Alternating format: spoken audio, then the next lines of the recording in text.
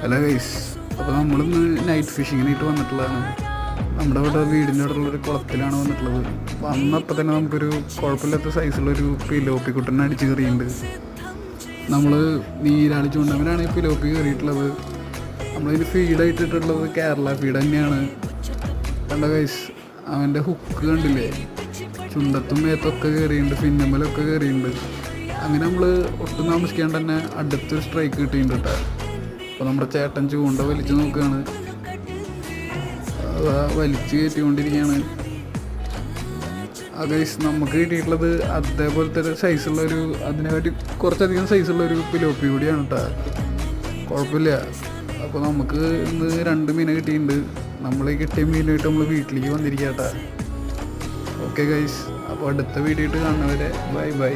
എല്ലാവരും ചാനൽ ഒന്ന് സബ്സ്ക്രൈബ് ചെയ്തോളൂ കേട്ടോ.